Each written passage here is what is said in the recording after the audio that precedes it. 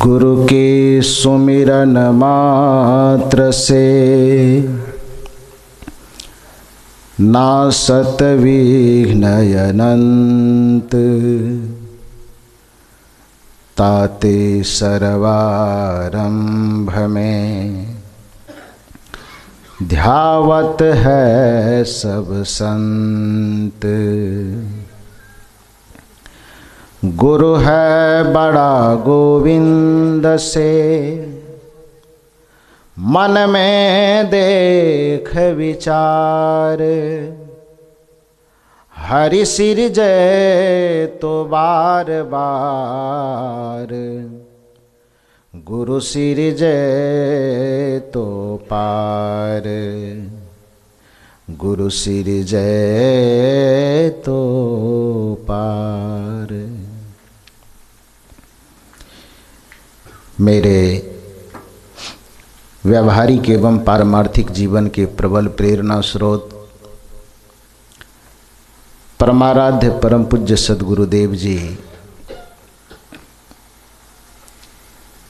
जन्मोत्सव के उपलक्ष्य में आयोजित 2 दिवसीय सत्संग समारोह के समापन सत्र में कबीर पारख निकेतन चैरिटेबल ट्रस्ट के सत्संग भवन में विराजमान धर्म प्रेमी सज्जनों तथा देवियों, अभी आप लोग अपराह्नकालीन सत्संग के स्तुति प्रार्थना, कुछ देर अपने इष्ट का ध्यान और कुछ लोगों के विचार उद्गार भजन सुने।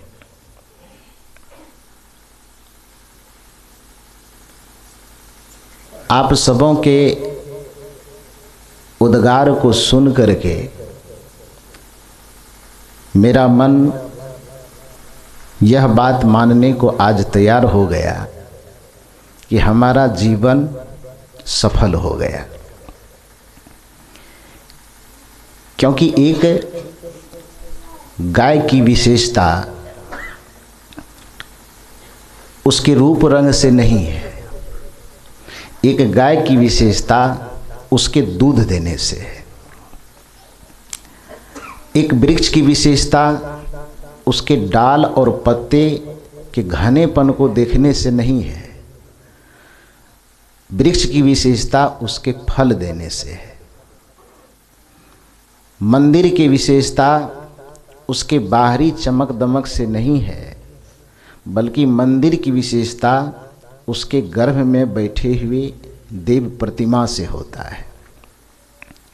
उसी तरह से एक गुरु की विशेषता उसके ऊंचे मकान, ऊंचे गद्दी, ऊंचे भवन से नहीं होता है, बल्कि एक गुरु की पहचान, एक गुरु की विशेषता का मूल्यांकन इस बात से होता है कि उनके उपदेश आदेश के अनुसार चलने वाले लोग उस उपदेश और आचरण को अपने जीवन में पचा करके यदि संस्कारवान दिखे, किसी गुरु के शिष्य को देख करके यदि कोई व्यक्ति कहे कि वाह किसी गुरु का ये शिष्य जा रहा है, तो उस गुरु का जीवन धन्य हो जाएगा। और जिस किसी शिष्य को देख करके, जैसे पिता की पहचान उसका पुत्र होता है, आदमी बच्चे को देख करके ये समझ लेता है कि इसके माता पिता कैसे होंगे। बच्चे के मन स्थिति को, आचरण को, विचार को, व्यवहार को देख करके आदमी यह पता करता है। क्योंकि नीति यह कहती कि खंडहर को देख करके विद्वान मूल्यांकन करते हैं कि इमारत कैसी होगी। बच्चे को देख करके माता पिता का मूल्यांकन होता है, शिष्य को देख करके गुरु का मूल्यांकन होता है। शिष्य का अर्थ इतना ही नहीं, सीमित नहीं है कि कोई किसी से कोई माला पहन लिया तभी शिष्य होगा, और गुरु का भी अर्थ इतना सीमित नहीं है कि कोई अपने हाथ से किसी को माला पहनाया है तभी वो उसका गुरु होगा। गुरु और शिष्य का सार्वभौमिक अर्थ यह है कि गुरु उसे कहते हैं जो दुनिया को कुछ अच्छा चीज़ सिखाता है, और शिष्य उसे कहते हैं जो किसी सीखने वाले के पास जा कर के सीखने की अपनी पात्रता उसको अर्पित करते हैं कि हम आपसे सीखने के लिए तैयार हैं। जो सीखने के लिए राजी हो उसी को शिष्य कहा जाता है, और जो सिखाने के लिए राजी हो उसी को गुरु कहा जाता है। इस नज़रिए से प्रत्येक दिन ऐसा कोई दिन नहीं होता है कि हम लोगों के पास हजारों लोग न आते हों, और कोई ऐसा दिन नहीं होता है कि हम लोगों को हजारों लोगों के बीच मंच पर न बैठना पड़ता हो। ये सिलसिला आज से नहीं है। ये मंच पर बैठने और बोलने के सिलसिला को लगातार 21 वर्ष, मेरा 20 ख़त्म हो गया, 21 अब शुरू होगा। यानी हम अपने जीवन के 14 वर्ष की उम्र से हम मंच पर बैठना शुरू कर दिए थे, हम बोलना शुरू कर दिए थे। आज खास करके आनंद जी तो हमारे अभी सीख रहे हैं, और सच कहूँ तो अभी तक मैंने इसको सिखाने का प्रयास नहीं किया है। जितना बोला, जो भी टूटा फूटा बोलता है वो खुद बोलता है। तो इसलिए इसको भी बहुत बहुत धन्यवाद है कि बिना सीखे बिना सिखाए अपने आत्म शक्ति को थोड़ा जागृत तो करे। हम भी तो देखें कि कितना पानी में है, कहाँ तक उड़ सकता है, फिर उसके बाद उसमें हवा भरी जाएगी। और बहुत बहुत धन्यवाद शिप्रा जी को, जैसा कि सुनाया और कल भी मैंने कहा कि बचपन से ही उसमें एक अद्भुत प्रतिभा थी। बचपन आप लोग तो खुद अभी सुन ही लिए, लेकिन बचपन में जब वो मेरे सामने बैठती थी, कुछ हम लिख करके देते थे तो वो बोलती थी, तो सच पूछिए, मैं अतिशयोक्ति नहीं कह रहा हूँ, उसके मुंह से शब्दों का जो उच्चारण होता था, बोलने की जो उनकी शैली होती थी, हमारे हृदय से लगता था कि मेरे सामने में सरस्वती देवी बैठी हुई और अपना वचन मुसर से निकाल रही और हम सुन रहे हैं। दिल गदगद हो जाता था। और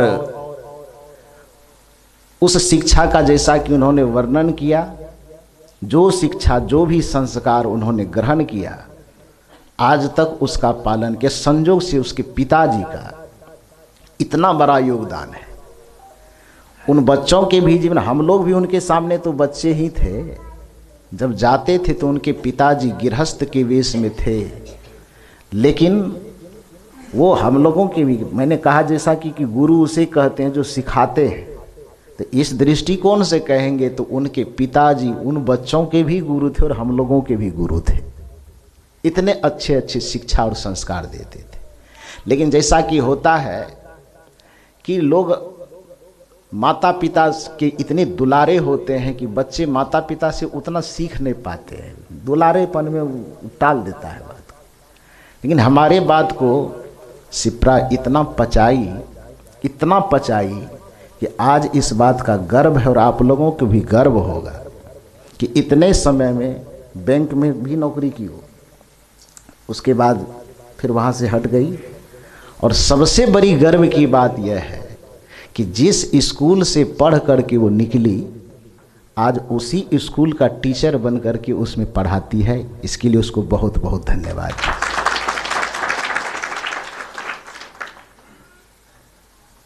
जिस स्कूल का विद्यार्थी रही उसी स्कूल में भी टीचर है। सेंट्रल स्कूल जो आपका एनटीपीसी के अंदर है, तो वहीं पर वो पढ़ाती है। उसी स्कूल से उसकी पढ़ाई भी हुई। तो क्यों नहीं मानूं कि हमारा जीवन सफल हो गया? मानना चाहिए हमको कि नहीं मानना चाहिए?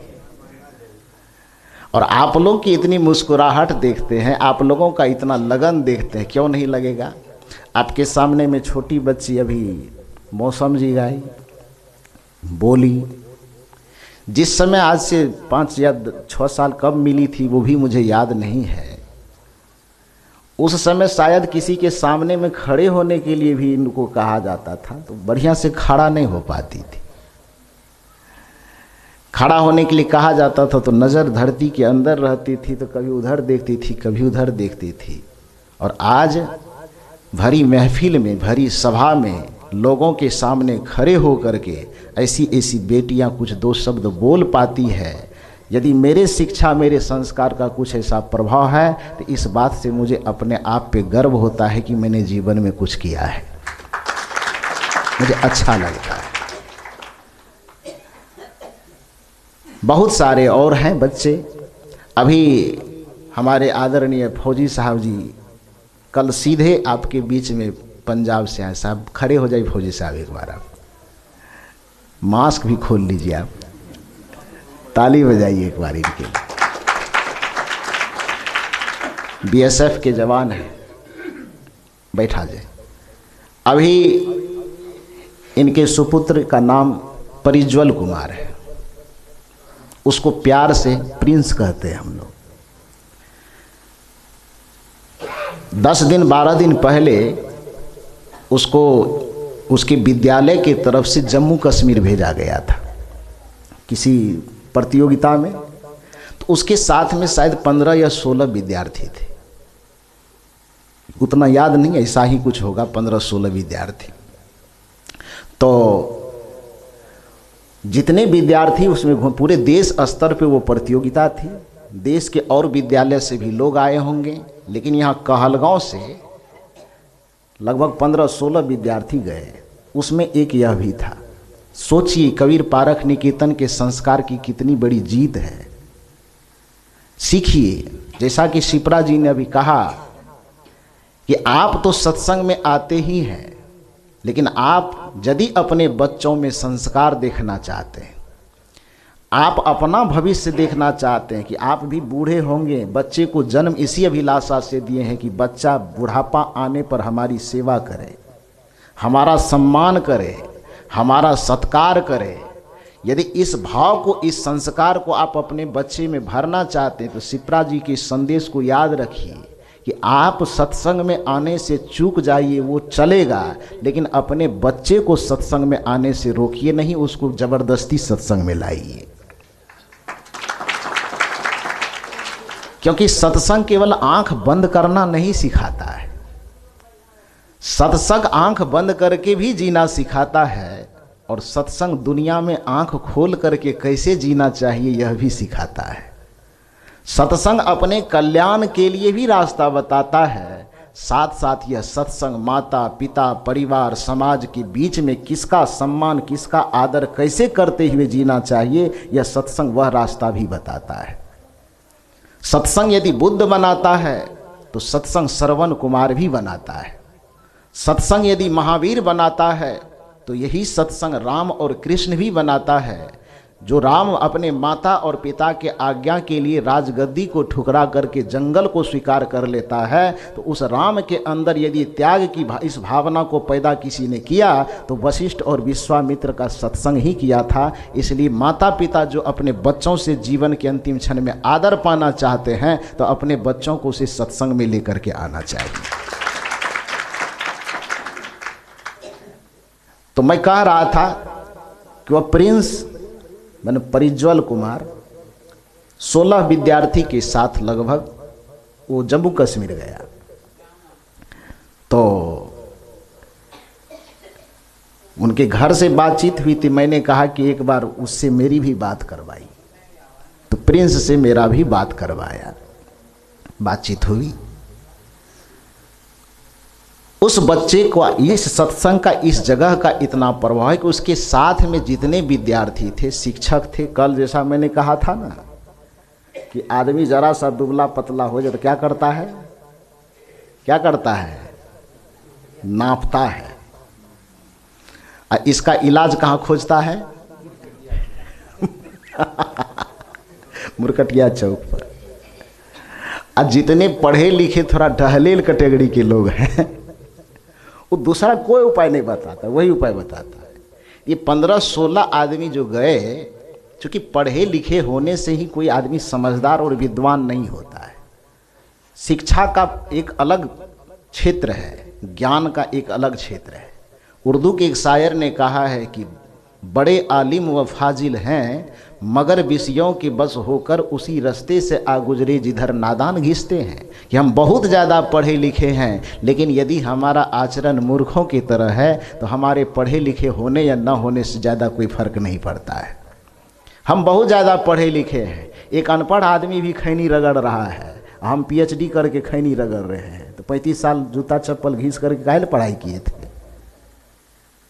एक अनपढ़ आदमी भी दारू का बोतल लेकर के नाच रहा है, एक पढ़ा लिखा MA BA किया हुआ आदमी भी दारू पी करके नाली में घोलटा हुआ है, तो उसके BA पढ़ने पर धिक्कार है, उसके शिक्षा पर, उसके अक्षर ज्ञान पर धिक्कार है।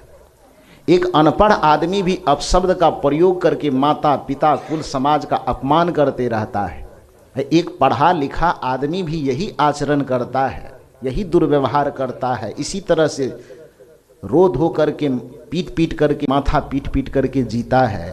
तो एक पढ़े लिखे में एक अनपढ़ में कोई अंतर नहीं। शायर कहते हैं बड़े आलिम व फाजिल हैं, मगर विषयों के बस होकर उसी रास्ते से आ गुजरे जिधर नादान घिसते हैं। जिधर बेवकूफ़ घिसटता है उधर भी यदि आप पढ़ लिख करके घिसट रहे हैं तो फिर आपकी पढ़ाई को, आपकी शिक्षा को, विद्या को धिक्कार है, उसका कोई अर्थ नहीं है। तो साथ में तो गया था विद्यार्थी के साथ में, अब बड़े बढ़िया बढ़िया टीचर भी थे, 50,000 60,000 80,000 रुपये महीना उठाने वाला। अब कोई जम्मू कश्मीर तो ठंडा लगेगा ना, अभी यहाँ ठंडा है तो वहाँ ठंडा नहीं लगेगा। तो शरीर को गर्माने के लिए क्या किया जाए, तो प्लान बनता था अंडा खाया जाए, कुछ मांस मछली इत्यादि खाया जाए। जितने विद्यार्थी थे लगभग विद्यार्थी मांसाहारी ग्रुप का था, शिक्षक भी उसी ग्रुप के थे। मैं धन्यवाद देना चाहता हूँ उसके माता पिता को कि उस बच्चे को बराबर यहाँ भेजता रहा, लाता रहा। सुनिए उसकी बात को, जिस धारणा के साथ महात्मा गांधी को उसकी माँ पुतली ने भेजा था। जब महात्मा गांधी विदेश जा रहे थे और अपने माता के चरण को वो छूने गए तो उसकी माता ने कहा कि देखो बेटा, विदेश जा रहे हो, भारत की संस्कृति सभ्यता हम तुम्हारे अंदर भरने का प्रयास किए हैं, भारत के सोच को हम तुम्हारे अंदर भरने का प्रयास किए हैं, धर्म और अध्यात्म के भाव को तुम्हारे अंदर में भरे हैं। विदेश पढ़ाई के लिए जा रहे हो, मैं रोकूंगी नहीं, लेकिन 2 शर्त मेरे साथ करके जाओ कि वहाँ पर वेश्यावृत्ति में न फंसना, मांसाहार और शराब के चक्कर में कभी मत फंसना। ये 2 शर्त यदि तुम कर देते हो, 2 प्रतिज्ञा मेरे पास कर करके जाते हो, तो मैं आत्मा से आशीर्वाद दे करके तुम्हें विदेश भेजूंगी। और वही गांधी जी ने प्रतिज्ञा किया था अपने माता के चरण को छू करके कि मैं विदेश जा रहा हूँ माँ सिर्फ पढ़ने के लिए, लेकिन तुम ऐसी हिम्मत, ऐसा आशीर्वाद दो कि वहाँ जाने के बावजूद भी इस प्रतिज्ञा को निभा सकूँ। और वही निभाया, माँ के चरण का सौगंध लेकर के विदेश तो गए, लेकिन विदेशी सभ्यता से, व्यभिचार से, मांस और शराब से दूर रहा। तो वहाँ से लौटने के बाद जो मोहनदास करमचंद गांधी था, पुनः भारत लौट करके भारत की आत्मा बन गया और महात्मा गांधी बन गया। उस बच्चे का जिक्र मैं इसलिए करना चाहता हूं, सत्संग का क्या प्रभाव, शिप्रा बोल रही थी इसीलिए ख्याल आ गया हमको। उस बच्चे से जो उसके ग्रुप के 16 विद्यार्थी थे, टीचर थे, सब ने कहा शरीर बड़ा ठंडा हो रहा है, कश्मीर में आए हैं, जम्मू में आए हैं, गरमाने की कुछ व्यवस्था होनी चाहिए। 12 13 14 वर्ष, कितना उम्र हो रहा है फौजी साहब उसका? 14 वर्ष हो रहा है। उस 16 लोगों के बहकाने के बावजूद भी उस 14 वर्ष के बच्चा को बहकने में कितना देर लगेगा? कितना देर लगेगा? जहाँ पर 15 16 एक साथ हो, एक ठो अकेला हो, उसको बहकने में कितना देर लगेगा? कुछ नहीं लगेगा। वो 15 16 टीचर सहित उस बच्चे को कहा कि चलो जी अंडा खाने के लिए। उस बच्चे ने कहा कि नहीं, हमारे माता पिता आश्रम से जुड़े हुए, हमारे गुरुदेव जी हैं, हम जाते हैं तो गुरुदेव जी हमको हाथ में मिठाई देते हैं, गुरुदेव जी खाना खाते हैं तो अपने खाना में से निकाल करके पहला खाना हमको देते हैं। एक दिन हम यदि यहाँ पर खा लेंगे तो वो प्रेम, वो स्नेह जो हमको वहाँ पर मिलता है वो पूरे जीवन भर के लिए छूट जाएगा। तो पूरे जीवन भर हमें अपने गुरुदेव जी को बचाना है, इसीलिए हम एक दिन ये मांस मछली और अंडा नहीं खाएंगे। और वहाँ से वो सुरक्षित लौट करके आ गया। इससे क्यों नहीं मानो कि हमारा जीवन सफल है? हमारे संपर्क में आने के बाद जब एक 14 वर्ष के बच्चे के बुद्धि में स्थिरता आ सकती है तो ये आपके कबीर पारख निकेतन की बहुत बड़ी जीत है। और इस जीत के उल्लास हम सबको मनाना चाहिए। माता पिता का यह दायित्व होता है कि अपने बच्चों के अंदर वह संस्कार पर ध्यान दीजिए।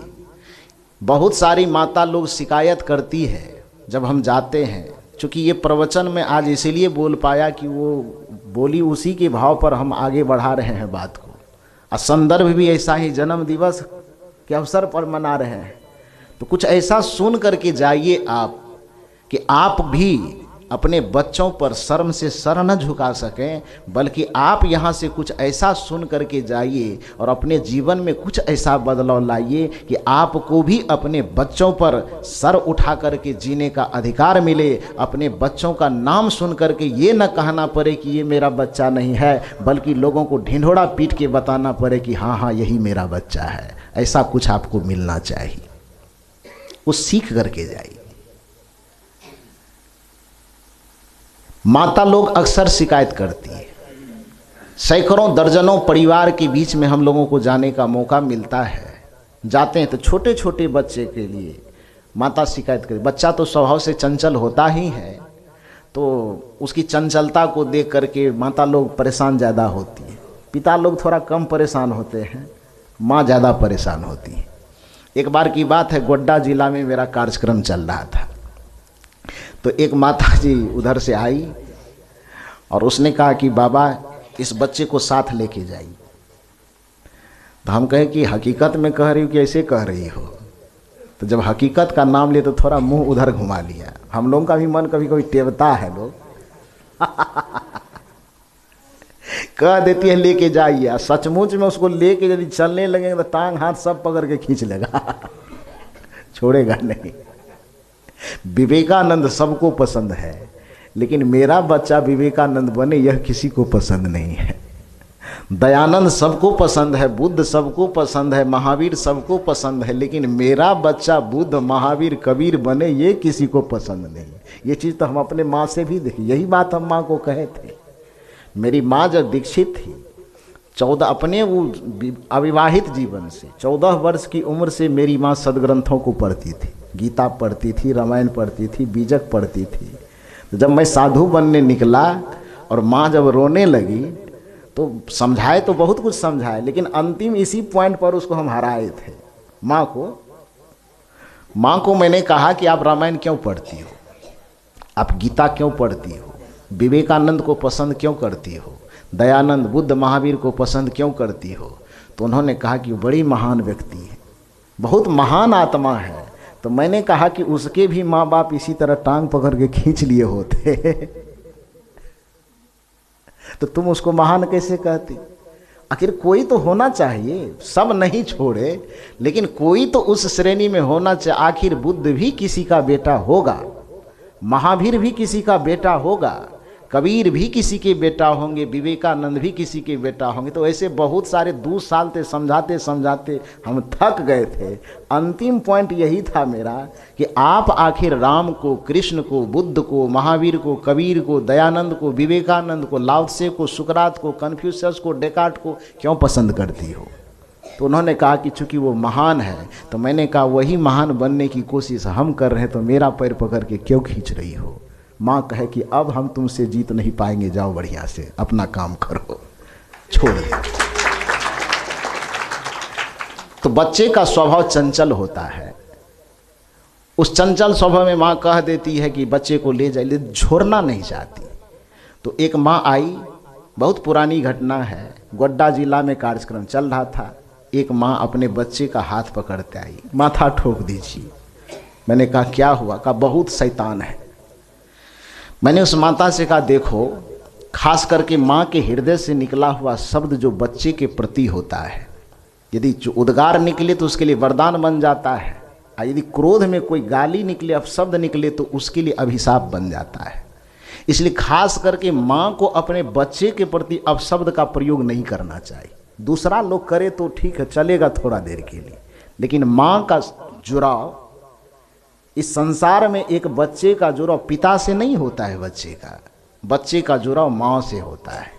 इसलिए माँ के आत्मा से, माँ के हृदय से निकली हुई दुआ भी भगवान नहीं टाल सकता, और माँ के निकले हुए हृदय से बद्दुआ को भी कोई भगवान बचा नहीं सकता। यदि माँ के हृदय को रुला करके कोई व्यक्ति इस दुनिया में शांति चाहता है तो कदापि नहीं मिल सकता, और जो व्यक्ति माँ के दिल को प्रसन्न कर लेता है उसे किसी देवता को रिझाने की जरूरत नहीं पड़ेगी, सब वरदान मिल जाएगा। इसलिए हम लोग भजन में गाते हैं, माँ बाप से बढ़कर जग में कोई दूजा नहीं खजाना, जिसने तुझे जन्म दिया रे दिल उसका नहीं दुखाना। माँ बाप से बढ़कर जग में कोई दूजा नहीं खजाना, जिसने तुझे जन्म दिया रे दिल उसका नहीं दुखाना। माता पिता का जुड़ाव बच्चे से ऐसा है, माता पिता धरती, प्रत्येक बच्चे के लिए धरती की जीवित देवी और देवता है। महर्षि मनु ने बड़ा अच्छा कहा है कि यंग माता पितरो क्लेशं सहित संभवे निर्णाम, न तस्य निष्कृति शक्या कुर्तंग वर्षं सतैरपि। कि एक माता पिता को बाल बच्चे जन्म देने में कितनी प्रसव पीड़ा होती है, पूछो इन लोगों से, बताएगा। इधर वाले को पता नहीं होगा, केवल देख करके अनुमान लगता होगा कि परेशानी है, लेकिन परेशानी को झेल करके बच्चे को लाने वाली इस श्रेणी में बैठी हुई है। महर्षि मनु कहते कि यंग माता पितरो क्लेशं सहित संभवे निर्णाम, न तस्य निष्कृति शक्या कुर्तंग वर्षं सतैरपि। कि एक माता पिता को बच्चे जन्म देने में, उसका पालन पोषण करने में, उसको पढ़ा लिखा कर के विद्वान चरित्रवान महान बनाने में माता पिता की जो पारिश्रमिक लागत है, यदि कोई बच्चा सोचे कि 100 वर्ष तक हम अपने माँ बाप के तरवा में सरसों के तेल रगड़ करके यदि हम उससे मुक्ति पा जाएंगे तो भी उसके कर्जा से वह मुक्त नहीं हो सकेगा। इतना बड़ा कर्जा बच्चे के ऊपर होता है माँ बाप का। इससे 2 कदम आगे बढ़ करके हजरत ईसा ने कहा, वही तो महर्षि मनु तेल लगाने की बात करते हैं। हजरत ईसा मसीह ने कहा, दुनिया के लोगों, माता पिता का उपकार तुम्हारे ऊपर इतना है कि सरसों तेल की बात छोड़ो, तुम अपने शरीर का चमड़ा छील करके और यदि अपने माँ बाप के पैर की जूती बना करके रोड पर टहलाओगे तो भी उसके उपकार से तुम मुक्त नहीं हो सकते। इतना उपकार उसका है तुम्हारे ऊपर। तो इतना नज़दीकी संबंध बच्चे और माँ का होता है। इसलिए माँ को अपने हृदय से बच्चे के प्रति कभी भी अपशब्द का प्रयोग नहीं करना चाहिए। तो गोड्डा जिला की बात मैं बता रहा था, वो माँ आई और बच्चे को ले करके कि बाबा इसको ले जाइए। मैंने कहा क्यों? कहे बहुत शैतान है। मैंने कहा माता जी ऐसा कोई बच्चा तो देखने में बड़ा भगवान लग रहा है, तुम इसको शैतान कह रही हो, ये तो बड़ा मासूम है, क्या कर रहा है, बहुत खुराफात करता है। मैंने कहा इसको शैतान करे, थोड़ा तू अपने 8-5 बरस के उम्र को याद करो तो तू क्या करती होगी।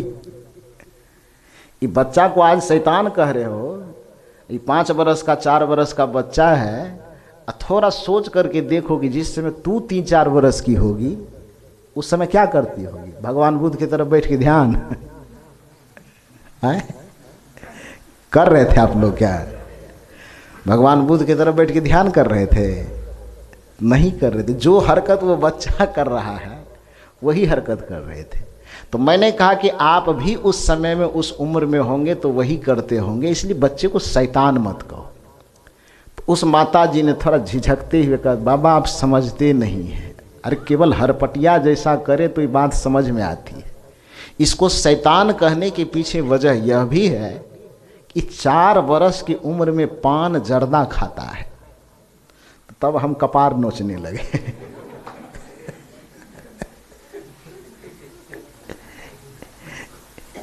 ये 4 वर्ष की उम्र में पान जर्दा खाता है, कभी कभी सिगरेट भी धोंक लेता है। तो मैंने कहा कि तब तो जरूर इसको शैतान कहा जाए, तब इसको शैतान कहने में कोई दिक्कत नहीं। 4 वर्ष का बच्चा सिगरेट पिए, पान जर्दा खाए तो शैतान कहे तो क्या दिक्कत है। थोड़ा देर थम जाने के बाद मैंने कहा अच्छा एक बात बताओ, जिस फैक्ट्री से निकला है थोड़ा उसका भी पता लगाना होगा ना जी। इस शैतान जिस फैक्ट्री से निकला है वो फैक्ट्री का भी बायोडाटा खींचना होगा कि नहीं। तो मैंने कहा कि एक बात बताओ, जहाँ तक मुझे भरोसा है ये 4 वर्ष का बच्चा गोड्डा मार्केट जा कर के पान जर्दा या सिगरेट लाता नहीं होगा। हमको जहाँ तक उम्मीद है लाएगा। 4 वर्ष का बच्चा दुकान से जा कर के जर्दा कैसे लाएगा, दुकान से जा कर के सिगरेट कैसे लाएगा? कोई दुकानदार देगा उसको? नहीं देगा। तो मैंने कहा कि जहाँ तक मैं समझता हूँ, अपनी समझदारी को लगाने पर मुझे यही लगता है कि ये बच्चा बगल के भी किसी दुकानदार से सिगरेट पान और जर्दा नहीं खरीद पाएगा। गोड्डा मार्केट नज़दीक में है, गोड्डा भी जाकर के पान सिगरेट जर्दा नहीं लाता होगा, तो आखिर इसके हाथ में जर्दा पान सुपारी और सिगरेट आता कहाँ से है? तो तब मुंह में साड़ी लेकर के उधर घुमा के कहती थोड़ा बहुत अगर पप्पे खाए पिए छे। तो हमने कहा तब तो हो गया। जिसका बाप खुद पहले शैतान बना हुआ है तो उसका बच्चा भगवान पैदा हो जाएगा। यदि सिगरेट और जर्दा खाने के कारण ही बच्चा शैतान है तो वही सिगरेट, वही पान, वही जर्दा खाने के कारण बाप भगवान हो जाएगा। क्या होगा? शैतान होगा ना जी। तो जिसका पिता पहले शैतान पान जर्दा खा करके शैतान बन चुका है तो उसका बच्चा भगवान कैसे होगा? आज हम राम की चाहत रख रहे हैं, लेकिन हमारे घर में, परिवार में, समाज में रावण क्यों आ रहा है? क्योंकि चाहत हमारी राम की है, लेकिन कर्म जो हमारा है वो राम बोलिए सदगुरुदेव की। तो मैं कह रहा था कि माता पिता के ऊपर बहुत बड़ी जिम्मेदारी है। माता पिता यदि संयत हो, माता पिता के ऊपर धर्म का प्रभाव हो, माता पिता के ऊपर यदि भक्ति का प्रभाव हो, माता पिता के को यदि संतों की संगति हो, माता पिता के ऊपर यदि ज्ञान का प्रभाव हो, तो बच्चे नालायक कदापि नहीं हो सकते। यह प्रश्न श्री राम से लक्ष्मण ने किया था। इस प्रसंग को शायद किसी ग्रंथ में आप कभी पढ़े भी नहीं होंगे। बहुत महत्वपूर्ण ग्रंथ से ढूंढ करके हम लोगों को निकालना पड़ता है। राम और लक्ष्मण का प्रसंग है। प्रसंग क्या है कि श्री राम और लक्ष्मण वनवास के क्रम में एक दिन बैठे हुए, सीता जी शायद कोई, सीता जी का हरण हो गया था, नहीं हरण नहीं हुआ था, कहीं भोजन वगैरह बनाती होगी कुछ। राम और लक्ष्मण कहीं एकांत में बैठे थे। अचानक लक्ष्मण श्री राम को अकेले पा करके एक प्रश्न करता है। लक्ष्मण जी पूछते हैं कि भैया आज आपको भगवान मान करके नहीं, यहाँ तक कि बड़े भैया मान करके भी नहीं, आज आपको एक मित्र मान करके एक सवाल हम करना चाहते हैं। श्री राम मुस्कुराए, कहा पूछो। लक्ष्मण ने कहा कि हम वह सवाल ये करना चाहते हैं कि राजा दशरथ जी के कारण वनवास आपको सुनाया गया, फैसला आपके पक्ष में कि वनवास आपको होगा, भरत को राजगद्दी मिलेगी। सीता जी को भी वनवास नहीं हुआ था और मुझे भी वनवास नहीं हुआ था, लेकिन आपके प्रेम के कारण, आपके प्रति जो हृदय का लगाव है, उस लगाव के कारण हम आपके साथ साथ चले आए। सीता मैया भी आपके साथ, इसीलिए वो तो खैर अर्धांगिनी थी, तो आप जहाँ रहेंगे वहाँ जाएगी ही। मेरा आना सिर्फ और सिर्फ आपके प्रेम के कारण, आप आत्मिक लगाव के कारण हुआ। और सबसे बड़ी विडंबना यह है कि आप इस जंगल में आए हैं तो आपके साथ में आपकी अर्धांगिनी भी साथ आई है। यदि कोई दुख उसको होता होगा तो आपके कंधे पर रख करके अपने दुख का भार वो हल्का कर लेती होगी, और आपको कोई परेशानी आती होगी तो उसके कंधे पर सर रख कर करके अपनी पीड़ा को आप कम कर लेते होंगे। अपने मन की बात उसे बता देते होंगे, उसके मन की बात आप सुन लेते होंगे, दोनों का मन सहज हो जाता होगा। लेकिन हमारी अवस्था क्या है भैया? जिस मंडप पर आपकी शादी हुई थी, उसी मंडप पर उसी दिन उसी तिथि उसी लगन में हमारी भी शादी हुई थी। उधर से 4 बहन, इधर से 4 भाई, एक ही साथ एक ही मंडप पर शादी हुई, एक ही साथ विदा होकर के सबकी पत्नियां घर आई। सीता जी आपके साथ आ गई, मेरी वाली उर्मिला कहाँ रह गई? वो अयोध्या में ही छूट गई। वहां पर उनको किसी तरह की कोई व्यक्तिगत परेशानी आती होगी तो उधर अपनी परेशानी को लेके वो छटपट करती होगी। हमारे मन में कोई परेशानी आती है तो न तो भाभी का तो हम चरण के अलावा चेहरा तक नहीं देखे हैं, उसे हम अपनी बात क्या बताएंगे। और आपको तो हम आराध्य मानते हैं, भगवान बड़े भैया पिता तुल्य आप हैं, आपसे हम क्या बात कहें, कौन चीज़ कहें? मन में कुछ उठता भी हो तो नहीं कहेंगे। तो मेरे सामने समस्या यह है भैया कि मेरी अर्धांगिनी भी अपने मन की पीड़ा का बोझ लेकर के वहाँ अयोध्या में जी रही है, यहाँ जंगल में आपके साथ में अपने मन की पीड़ा को लेकर के यहाँ पर मैं बोझ में जी रहा हूँ। सोचिए कि इतने विचलित अवस्था में, जैसा कि मैंने अभी कहा कि उस 14 बरस के बच्चे के सामने कितनी विपरीत परिस्थिति थी।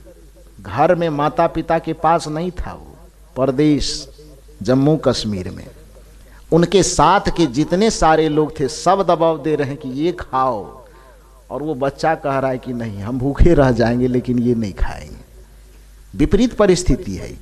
लक्ष्मण ने कहा कि वहां पर मेरी पत्नी उर्मिला परेशान है, यहाँ पर जंगल में हम परेशान हैं। मन मस्तिष्क मचल रहा है, विवशता से, परेशानी से, उलझन से एकदम डगमगा रहा है।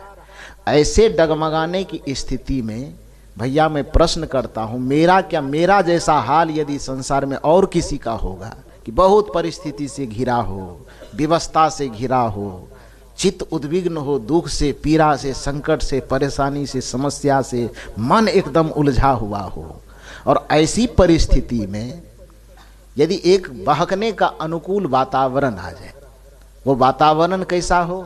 तो लक्ष्मण प्रश्न करते, संस्कृत का श्लोक है कि फलम दृष्ट्वा पुष्पम दृष्ट्वा दृष्ट्वा च नवयौवनाम निर्जनं कंचनं दृष्ट्वा केन न विचलयेत मनः। श्री राम से प्रश्न कर रहा है। प्रश्न क्या है? फलम दृष्ट्वा पुष्पम दृष्ट्वा दृष्ट्वा च नवयौवनाम निर्जनं कंचनं दृष्ट्वा केन न विचलयेत मनः। कि हे भैया राम, जिसका मन, संसार के किसी भी व्यक्ति का मन विचलन से भरा हुआ हो, उद्विग्नता से भरा हुआ हो, परेशानी और उलझन से उसका माथा मचल रहा हो, ऐसी परिस्थिति में उसके बहकने का बहुत सारा अनुकूल माहौल हो। और बहकने वाला माहौल कैसा हो? तो फलम दृष्ट्वा पुष्पम दृष्ट्वा, फल और फूल से लदा हुआ एक बगीचा हो। दृश्य पेश कर रहा है, कैसा दृश्य होगा? बहकने वाला। फलम दृष्ट्वा पुष्पम दृष्ट्वा, फल और फूल से लदा हुआ एक बगीचा होगा। निर्जनं कंचनं दृष्ट्वा, फलम दृष्ट्वा पुष्पम दृष्ट्वा दृष्ट्वा च नवयौवनाम, फल फूल से लदे हुए बगीचे से एक पगडंडी निकलती। पगडंडी समझते हैं ना? एक पेड़िया रास्ता जिसको कहते हैं, छोटा सा रास्ता जिस पे एक ही आदमी आ जा सके। तो कहते हैं एक फल फूल से लदा हुआ बगीचा हो, उस बगीचे से सुगंधित सुगंधित फूल खिले हो बगीचे में, और उसी बगीचे से होकर के एक पगडंडी गुजरती, छोटा रास्ता। उस रास्ते पर निर्जनं कंचनं दृष्ट्वा दृष्ट्वा च नवयौवनाम, एक नवयुवती, 16 वर्ष की नवयुवती, 16 श्रृंगार किए हुए, गहनों से लदी हुई, अकेली उस रास्ते से अपने माथे पर सोने की टोकरी लेकर के आ रही हो। समझ गए भाव को? समझे कि नहीं आप? लक्ष्मण जी क्या कह रहे हैं कि मन विचलन से भरा हुआ हो, चित्त उद्विग्न हो, दिल एकदम डगमगा रहा हो, माथा काम नहीं कर रहा हो कि क्या करना चाहिए क्या नहीं करना चाहिए, और ऐसी परिस्थिति में व्यक्ति के सामने एक अनुकूल माहौल पैदा हो, बहकने वाला, वह बहकने वाला माहौल कैसा हो, तो फल फूल से लदा हुआ एक बगीचा हो, उस बगीचे के बीच से गुजरती हुई एक पगडंडी हो, और उस पगडंडी पर आती हुई उधर से एक नवयुवती अकेली 16 श्रृंगार से सजी हुई, गहना से लदी हुई, अपने माथे पर सोने की टोकरी लेकर के आती हो, तो भैया राम मेरा प्रश्न यह है कि केन न विचलित मनः, ऐसे व्यक्ति ऐसे अवस्था में किसका मन विचलित नहीं होगा? ये प्रश्न ठीक लग रहा है? प्रश्न ठीक लग रहा है ना? इसका जवाब सुनना है कि नहीं सुनना है? अभी सुनना है कि अगले साल? अब ये सुन लेना है। श्री राम ने ये नहीं कहा कि जो बैठ करके मंत्र जपता होगा उसका मन विचलित नहीं होगा। श्री राम ने ये भी नहीं कहा कि जो प्रतिदिन मंदिर जाता होगा उसका मन विचलित नहीं होगा। श्री राम ने यह भी नहीं बताया लक्ष्मण को कि जो बैठ करके एकदम राम नाम का चादर ओढ़ेगा, दाढ़ी बढ़ा लेगा, बाल बढ़ा लेगा, जटा बढ़ा लेगा, उसका मन विचलित नहीं होगा। श्री राम का जो तर्क है वो तर्क सुनिए।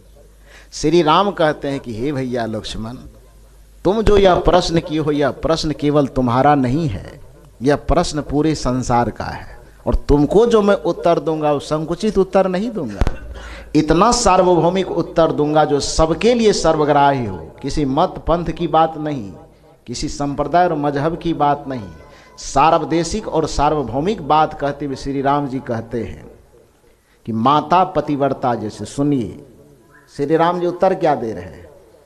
कहते हैं तुमने पूछा है कि विपरीत परिस्थिति में भी, कलयुग के प्रभाव में भी किसका मन विचलित नहीं होगा, तो उसका उत्तर मैं देता हूँ कि माता पतिव्रता जस्य पिता जस्य चरित्रवान। ध्यान से सुनिए, जिम्मेदारी माँ बाप के ऊपर आ रहा है। कहते हैं सत्संग नहीं सुनने जाएंगे, कैसे नहीं आइएगा? बच्चे से बुढ़ापा में सेवा चाहते हैं तो सत्संग सुनिए। श्री राम जी कहते हैं कि माता पतिव्रता यस्य पिता यस्य चरित्रवान उभाभ्याम संजोगात जनायात तेन न विचलयेत मनः। माता जिसकी पतिव्रता होगी, पिता जिसका चरित्रवान होगा, तो चरित्रवान पिता और पतिव्रता माता के संयोग से जिस संतान की उत्पत्ति होगी, कलयुग की बात कौन कहे, कलयुग का बाप भी आ जाएगा तो उसके मन मस्तिष्क को विचलित नहीं कर पाएगा, वही बच्चा है। धर्म के पथ में, ज्ञान के पथ में, भक्ति के पथ में अपने कदम को अडिग बना करके चल सकेगा। धर्म के पथ से उसको कोई विचलित नहीं कर सकता है। तो जैसा कि अभी शिप्रा जी ने आपको बताया कि बचपन से हम लोगों को ऐसा संस्कार दिया गया, उसके माता पिता के द्वारा। हम लोग जब मिले थे बचपन से ऐसी ऐसी बात, ऐसी ऐसी कहानी हो। तो हम रहते थे तो बच्चा इतना था उस घर में जहाँ रहते थे ना, जब हम कहलगांव की धरती पे आए थे तो 3 महीना सबसे पहले उन्हीं लोगों के बीच में रहे थे। लगभग 5-6 बच्चे थे, और उस समय जो हमारा हाल हुआ वो तो हम क्या बता रहे। कौन किधर से नोचता था हमको भी पता नहीं चलता था। नोचता किस लिए था? कहानी सुनने की। रात भर सोने नहीं दे रहे, उधर कंधा पे लटके, उधर कंधा पे, उसका कहानी कहे तो वो कान पकड़ के खींचता था, और उसके पक्ष में कुछ बोले तो वो कान पकड़ के खींचता था। कहानी सुना सुना के अच्छी अच्छी बात, अब कोई गलत कहानी नहीं, बढ़िया बढ़िया कहानी, संत महापुरुषों की कहानी।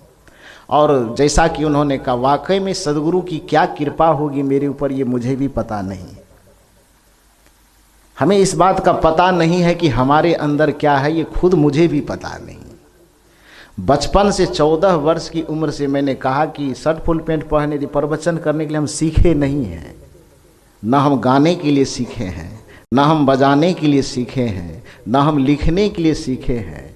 और 14 वर्ष की उम्र से हम इतना लिखते थे कि जब गुरु के पास कोई व्यक्ति जाता है तो गुरु जी क्या कहते हैं अध्यात्म के पथ में, उसको कहता है गाना ताना नहीं सुनना चाहिए, कहता है ना। अरे घर में माँ बाप तक कहता है बच्चे को कि फिल्मी गाना मत सुना करो, लेकिन हमारा स्टेज थोड़ा विपरीत था। हमको फिल्मी गाना सुनने के लिए हमारे गुरुदेव हमको टेप रिकॉर्डर ला दिए थे। कैसा लग रहा है आपको? कैसा लग रहा है ये बात सुनने में कि गाना हम सुने, पुराने नए जो भी गाना सुने, गाना सुनने के लिए हमको टैप रिकॉर्डर खरीद के ला दिया गया था, कान में लगाने करके सुनने के लिए। क्यों? क्योंकि मेरे ऊपर जिम्मेदारी थी, हमको कहा गया था, लिखने में हम इतने माहिर थे कि कहा गया था कि एक दिन में जब तक आप 10 भजन नहीं लिखेंगे तब तक आपको नाश्ता करने नहीं दिया जाएगा। और हम जब तक 10 भजन लिख करके नहीं पहुंचाते थे तब तक हमारे सामने में नाश्ता या भोजन नहीं आता था। और गुरु की दया से ऐसा हुआ कि अभी तक में हमने हजारों भजन लिख डाला है। बहुत सारी पुस्तकें छपी, कुछ भजन को हम गा पाते हैं, और जब से बच्ची मौसम आई है तो हम लिखने वाला बन गए। ऐसा कोई भजन नहीं जिस भजन को नहीं गाती है। लिखते हम हैं, स्वर वो देती है, और कोई हम अपने से कितना गाएंगे, हमको तो उतना गाने का मौका नहीं लगता है, लेकिन और गाने वाले लोग उसको गाते हैं। लेखनी शक्ति अच्छी थी, लिखते बढ़िया थे, तो वो बचपन से जो स्नेह वो लोगों ने पाया है, जिसका उद्गार अभी उन लोगों ने व्यक्त किया, उस संस्कार का प्रभाव ऐसा कि जैसा कि उन्होंने कहा कि बहुत सारे जब रास्ते चयन करने का, विकल्प चयन करने का समय आया, अवसर आया, तो अच्छाई को चुना, बुराई को छोड़ दिया। तो ये अच्छाई को चुनने और बुराई को छोड़ने और अच्छाई को पकड़ने का जो बोध आता है वो कहाँ से आता है? गोस्वामी तुलसीदास जी महाराज से सुनिए। वो कहते हैं, ताते कछु गुण दोष बखाने, संग्रह त्याग न बिन पहचाने। सत्संग में आने के बाद जो हमें दृष्टि प्राप्त होती है, सत्संग में आकर के जो हमें बोध प्राप्त होता है, सत्संग में आकर के जो हमें विवेक प्राप्त होता है, उस विवेक, उस बोध, उस दृष्टि के आलोक में ताते कछु गुण दोष बखाने, संग्रह त्याग न बिन पहचाने। सत्संग से प्राप्त विवेक दृष्टि आए बगैर कोई व्यक्ति इस संसार में अच्छे बुरे का पहचान करके अच्छाई को ग्रहण नहीं कर सकता है और बुराई का त्याग नहीं कर सकता। जिस व्यक्ति के पास सत्संग से प्राप्त विवेक है, जिस व्यक्ति के पास सत्संग से प्राप्त सम्यक दृष्टि है, जिस व्यक्ति के पास सत्संग से प्राप्त, गुरु से प्राप्त सम्यक बुद्धि, सम्यक समझ है, वह व्यक्ति के सामने यदि ऐसी कोई परिस्थिति आती है जिसमें उसे चुनाव करने की बारी आवे कि क्या हमें पकड़ना है, क्या हमें छोड़ना है, तो बड़ी आसानी से छोड़ने वाले चीज़ को वह छोड़ देता है और बड़ी आसानी से पकड़ने वाली चीज़ को वह पकड़ लेता है। तो इसीलिए बच्चों को आप सत्संग में लाइए, लाना चाहिए। मैंने कहा कि सत्संग केवल आंख मूंद करके जिलाने वाला कोई विद्यालय नहीं है। यहाँ पर ऐसी शिक्षा दी जाती कि आंख बंद करके फिर कैसा जीवन जीना चाहिए वह भी बताया जाता है, आंख खोल करके संसार में कैसे जीवन जीना चाहिए वह भी बताया जाता है, अपने आत्मिक कल्याण के लिए हमें कैसे जीना चाहिए यह भी बताया जाता है, व्यवहारिक समरसता में, व्यवहारिक प्रेम में हमें कैसे जीना चाहिए यह सत्संग बताता है। तो आज इस जन्मोत्सव के उपलक्ष्य में जीवन से जुड़ी हुई कुछ संबंधित बातें आप लोगों के सामने मैंने रखा। जैसा कि आप जान रहे हैं कि मेरा 34 वर्ष ख़त्म हो गया, हम 34 वर्ष मर चुके हैं, अब 35वां वर्ष मरने के लिए अब तैयार है। और कितना मारिएगा, हमको तो लगता है कि अब मर ही जाना चाहिए। आप लोगों का क्या विचार है? पूरे मर जाए कि अभी थोड़ा और रहे हैं?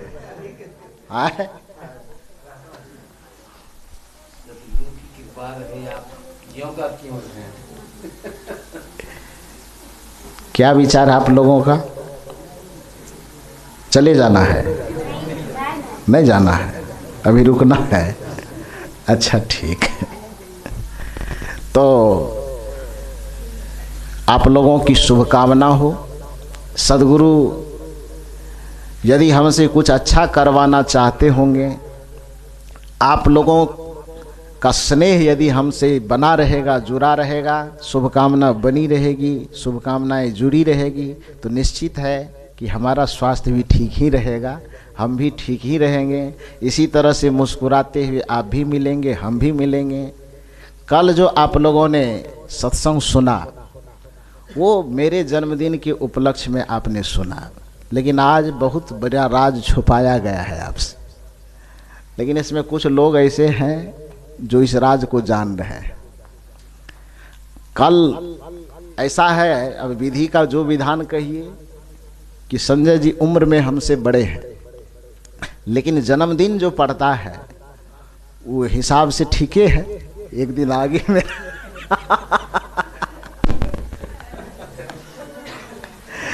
बड़े होने के बावजूद भी एक दिन पीछे हैं। तो 8 जनवरी को मेरा जन्मदिन पड़ता है और 9 जनवरी को उनका जन्मदिन पड़ता है। तो आज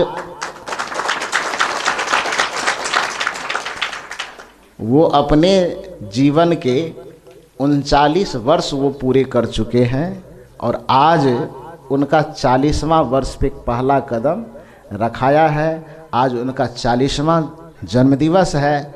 उनके जन्मोत्सव के उपलक्ष्य में मैं भी सद्गुरु से प्रार्थना करता हूँ कि जिस तरह से बड़ी सहनशीलता के साथ काम में जब गड़बड़ियाँ होती है तो आप लोग देखते हैं कि हम बहुत ज़्यादा झिड़कते हैं, इनको देखते हैं कि नहीं देखते हैं, लेकिन बिना झिड़के तो काम भी नहीं चलेगा।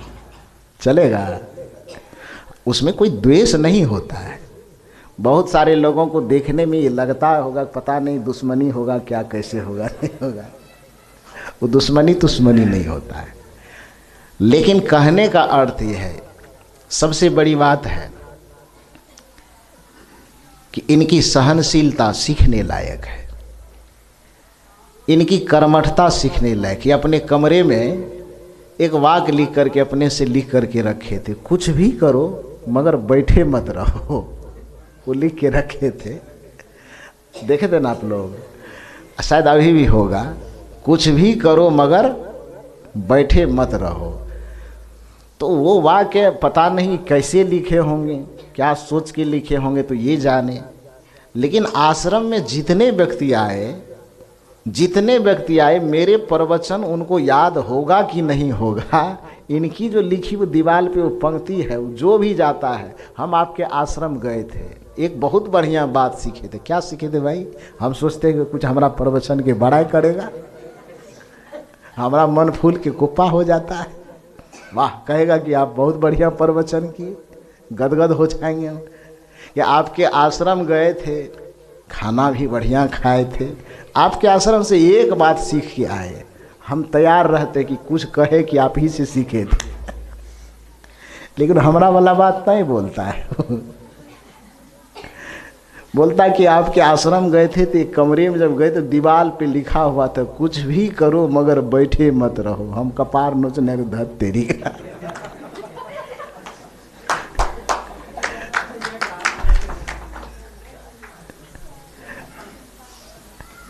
तो कहने का मतलब है कि वह उस शब्द में, शब्द तो सब जानते हैं, साधारण शब्द होता है, लेकिन शब्द में ताकत कहाँ से आती है? व्यक्ति के आचरण से। शब्द में कोई वजन नहीं होता है, शब्द में वजन डाला जाता है आचरण से। ये कौन नहीं जानता है काम करो बैठे मत रहो, ये साधारण बात है। कोई भी कहता है, घरों में कहता है, कोई लड़ता है तो काम करो काहे बैठे रहते हो, कहता है कि नहीं कहता है। लेकिन कुछ भी करो बैठे मत रहो एक शब्द है, और यह शब्द हजारों लोगों के प्रेरणा का यदि कारण बनता है तो उसके पीछे उस शब्द की ताकत नहीं है, उस शब्द के पीछे वैसे कर्म की ताकत है। उस शब्द की ताकत देने में संजय जी की जो कर्मठता है, इसके कर्मठता के लिए मैं इनको हृदय से धन्यवाद देता हूँ। आप रामायण में पढ़ते हैं तो क्या रामायण के शब्द में ताकत होती है? आप गीता पढ़ते हैं, गीता के शब्द में थोड़े ताकत है। वेद पढ़ते हैं, कुरान पढ़ते हैं, उसके शब्द में कहाँ से ताकत? उसके शब्द में जो ताकत है, उसके पीछे जो व्यक्तित्व है, उसके पीछे जो चरित्र है, उसकी ताकत है। हालांकि कुछ लोग तो रामायण को प्रणाम करता है, समझता है कि इसी में सब ताकत है। गीता वेद पुराण कुरान को ही बस माथा रगड़ते रहता है कि इसी में ताकत है, उसमें ताकत उकत होता नहीं है। इससे जुड़ी एक घटना मैं आपको बताऊं। 2 मित्र था, एक भारत का और दूसरा अरब देश का। दोनों में बड़ी गहरी मित्रता थी। वो मित्रता के चलते दोनों एक दूसरे से बराबर मिला जुला करते थे। तो भारत वाला मित्र अरब देश वाले मित्र के पास गया और 2-4 दिन 5 दिन 10 दिन वहाँ रहा। अब फिर वह लौट करके आ गया। तो वहाँ की जैसी परिस्थिति थी, पानी कम मिलता था, तो सप्ताह में 1 दिन नहाना होता होगा। खाना भी खाए तो थाली बर्तन धोने मांजने का तरीका वहाँ का अलग होगा। हाथ वगैरह धोता होगा तो उसके भी धोने रहने का तरीका जीने का अलग होगा। 5-10 दिन गुजारने के बाद जब मित्र लौट करके भारत आया तो अरब देश वाला भी जो मित्र था वह भी लौट करके इसके साथ आया। आज जन्म जब से हुआ था तब से बेचारा कहीं बाहर अरब देश वाला घूमने गया नहीं था। वो पहली बार मित्र के साथ इंडिया आया, भारत आया। यहाँ आने के बाद मित्र जितना सामान वगैरह लाए थे, बैग थैला सब रखा एक कमरे में और कहा कि चलो मित्र थोड़ा फ्रेश हो जाए। बाथरूम ले गया उसको। तो कहा ये कहाँ ले आए हो? कहा फ्रेश होने के लिए। कैसे क्या होगा इसमें, कैसे फ्रेश होंगे? चूँकि अरब देश वाला बेचारा देखा नहीं होगा बाथरूम क्या होता है, पानी कैसे होता है। वो तो खरीद खरीद के करता होगा, थोड़ा बहुत पोछ पाछ लेता होगा। तो वो देखा फ्रेश होना, क्या फ्रेश होना, कि रुको न बताते हैं। तो दीवार वाला टंकी नल जो लगा हुआ था, वो नल को ऐसे घुमाया, पानी का फुहारा निकला। कहा मुँह धो बढ़िया से। तो जो पानी देखा इस तरह से दीवार से निकला तो ऐसे हाथ लेके अवाक हो गया। अरे यार, यहाँ तो दीवार भी पानी छोड़ता है, गजब का।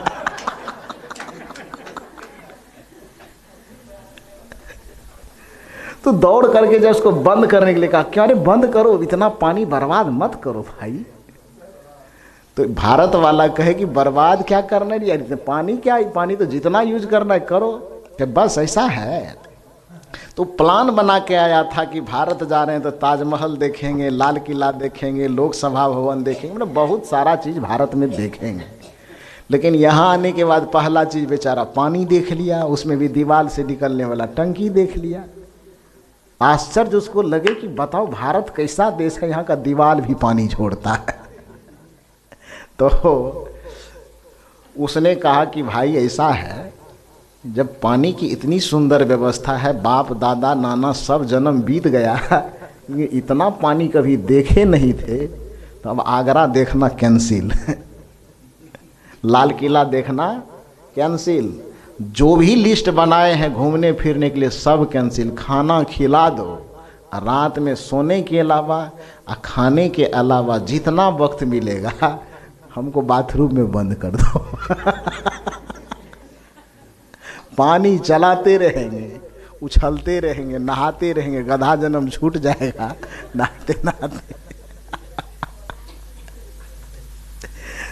कैसा है? तो उसकी मनोकामना थी। अब जिसको जो प्रिय लगेगा तो करना पड़ेगा। वैसा किया उसकी मांग के अनुसार। तो खावे या सोवे या जितना समय बचे बस उछल उछल के वो नहावे। जब 7 दिन बीत गया और उसके लौटने का समय आ गया तो वो मन में सोचा कि इतना कीमती चीज़ यदि हम अपना अरब देश लेके चला जाए, 2-4 टोटी नोच लें, अरब देश में तो अरबपति बनने में 5 मिनट नहीं लगेगा। दिवाले पानी छोड़ेगा तो इतना पानी बेचेंगे, इतना पानी बेचेंगे कि सीधे खरबपति हो जाएंगे। इतना कीमती मशीन है, मित्र से यदि मांगेंगे तो इस सहज रूप में देगा नहीं। तो इसलिए क्या करेंगे, वो प्लान पहले तैयार कर लिया था। जिस समय जाने लगेंगे ना तो नोच करके ले लेंगे, बताएंगे नहीं। तो जाने लगा। तो जाने के वक्त में संजोग से भूल गया। तो फिर कुछ दूर जाने के बाद मित्र से कहता रुको रुको रुको रुको, अरे क्या हुआ ये पूछो मत, बड़ा महत्वपूर्ण चीज छूट गया। गाड़ी पर से उतर करके गया, अब बाथरूम में जा करके पहले टंकी खोल के बढ़िया से मुंह तो एक बार फिर धो लिया। और धोने के बाद 2-3 टोटी जो होता है नलका वाला दीवार में से तोड़ करके अब बैग में ले लिया। मित्र तो देखा नहीं, लेकिन जब वहाँ हवाई जहाज पे चढ़ने गया तो वहाँ तो चेक इन होता है ना। तो थैला में जो भरा हुआ था लोहा का सामान, जब मशीन लगाया गया तो मित्र जो साथ में था वो तो कुछ सोचा क्या होगा नहीं होगा, तो जांच जब करने लगे, बैग खोलने लगे, तो कहावत है ना कि चोरवा के ध्यान कहाँ रहता है। तो बैग जब खोलने के लिए चेक इन करे तो उसका कलेजा धड़के, इसलिए नहीं कि इसमें बम है, इसलिए धड़के कि टोटी जो उठा के ले जा रहे हैं अब हमारा दोस्त देख लेगा, ये तो बड़ा मुश्किल हो जाएगा। मारपीट ना करे, केस ना करे, लेकिन लज्जा की तो बात तो कहेगा कि टोटी काहे चोरा के ले जा रहे हो, कहेगा ना। तो लाज से उसका कलेजा धड़के। आखिर क्या, जहाज पर चढ़ना है, जांच से तो गुजरना होगा। जांच किया, उसको बैग को खोला तो उसमें वही 3-4 ठो नल। मित्र देखा, कहा क्यों, तो ऐसे मुंह झुका के कहता दोस्त तुम्हारे यहाँ तो बहुत मिल जाएगा, हमारे देश में यदि 4 ठो लगा देंगे तो कोई फैक्ट्री लगाने की जरूरत नहीं पड़ेगी, इससे खरबपति बन जाएंगे, दिवाले से निकलेगा पानी। तो उसके मित्र ने कहा, भारत वाले मित्र ने, कि ये सोच तुम्हारा क्यों बना। कहा पानी तो कभी देखे थे नहीं, अब बताओ कि दीवार में टोटी चिपका हुआ है, जरा सा घुमावे तो पानी छोड़ दे, तो दीवार पानी छोड़ता है, कितने गजब चीज की मशीन है ये। मित्र को बुरा नहीं लगा, अबोध था तो उसमें बुरा क्या लगेगा, हंसी आई। और उसने कहा कि मित्र यह बताओ, तुम्हें यही लगता है कि दीवार पानी छोड़ता है। अरे पागल, दीवार पानी नहीं छोड़ता है, दीवार से जो तुमको पानी सिर्फ निकलता हुआ दिखाई देता है कि दीवार से पानी निकल रहा है, लेकिन दीवार से पानी निकालने के लिए सबसे पहले ज़मीन में 40-50 फीट 100 फीट गड्ढा करके पाइप डालना होता है, फिर बिजली के तार जोड़ने पड़ते हैं, उसमें समरसेबुल या मोटर लगाना पड़ता है, फिर बिजली से ऊर्जा प्राप्त करके वो मोटर चलता है, दीवार में पूरे दीवार पाइप दौड़ाई जाती है, पाइप दौड़ाने के बाद एक जगह टंकी में पानी रखा जाता है, और फिर वो टंकी के माध्यम से पानी उस पाइप में दौड़ते हुए तब केवल दीवार के द्वारा सिर्फ निकलता है। वो तो सिर्फ दीवार चिपकाया हुआ है, उसमें वो पानी उससे छोड़ना या ना छोड़ना, निकलना या ना निकलना, दीवार से कुछ लेना देना नहीं है। तब मित्र ने कहा कि अच्छा ऐसा बात है, तब तो हमारा सपना सपने रह जाएगा, सऊदी अरब में ज़मीने में पानी नहीं तो दीवार से पानी कहाँ छोड़ेगा, तो वहाँ रह गया। जिस प्रकार से ये कहानी की दशा यह है कि एक अबोध आदमी यह सोचता है नल से निकलते हुए पानी को देखकर, दीवार से निकलते हुए पानी को देखकर कि शायद पानी दीवार से ही निकालता होगा, लेकिन हकीकत क्या है, पानी दीवार से नहीं निकलता है, पानी का स्रोत कहीं और होता है। उसी तरह से यदि आपको लगता है कि रामायण से धर्म निकलता होगा तो ये कदापि संभव नहीं है। यदि आपको यह लगता है कि गीता से कोई भक्ति निकलती होगी तो गीता केवल दीवार है, गीता केवल दीवार है, वेद केवल दीवार है, पुराण केवल दीवार है, जितने भी शास्त्र है, शास्त्र के लिखे हुए वाक्य केवल और केवल दीवार है। उससे यदि कहीं शांति का पानी निकलता है, उससे यदि किसी भी प्रकार से परम आनंद का पानी निकलता है, तो जैसे दीवार से पानी निकालने के लिए बहुत सारे यंत्र संयंत्र और क्रिया प्रक्रिया की आवश्यकता पड़ती है, उसी तरह से रामायण गीता वेद कुरान के पंक्ति से शांति को निकालने के लिए किसी महान आत्मा को अपने चरित्र की ताकत भरनी पड़ती है। जब एक तपस्वी अपने तपस्या की ताकत उस पंक्ति में भर देता है, तब वह पंक्ति मंत्र बन जाता है। यदि कोई साधक अपनी साधना का ताकत उसमें भर देता है, तब वह पंक्ति मंत्र बन जाती है। तो जो भी आश्रम में आते थे, अभी भी आते हैं, उस पंक्ति को याद रखते हैं कि कुछ भी करो मगर बैठे मत रहो। तो उसमें संजय जी के जो तपस्या है, इनकी जो कर्मठता है, इनकी जो सहनशीलता है, इनका जो लगन है, इनके तप, इनके साहस, इनकी सहनशीलता की ताकत उस पंक्ति में गूंजती है और वह पंक्ति लोगों को प्रेरणा देती है। शब्द प्रेरणा नहीं देता, आचरण प्रेरणा देता है। तो गुरु में एक निष्ठ होकर, सत्संग के प्रति समर्पित होकर के, साधु आचरण के जितने भी नियमावली है, उस नियमावली के तहत अपने जीवन को बिताते हुए, जीवन को जीते हुए 39 वर्ष ये पार किए। सद्गुरु से प्रार्थना है कि इसी सहनशीलता, इसी धैर्य, इसी कर्मठता और इसी लगन के साथ अपने जीवन के शतक को वह पूरा करे, 100 वर्ष तक हम लोगों के बीच इसी तरह हंसते मुस्कुराते रहें। अब इससे ज़्यादा तो हम कुछ नहीं कहना चाहते, क्योंकि दूर दूर से लोग आए हैं, दूर दूर लोगों को जाना भी है, और जन्मदिन चूँकि है तो माल्यार्पण और टीका की भी प्रक्रिया होगी। आप लोग भी टीका वगैरह लगाएंगे, फिर आरती होगी। बोलिए सद्गुरुदेव की जय।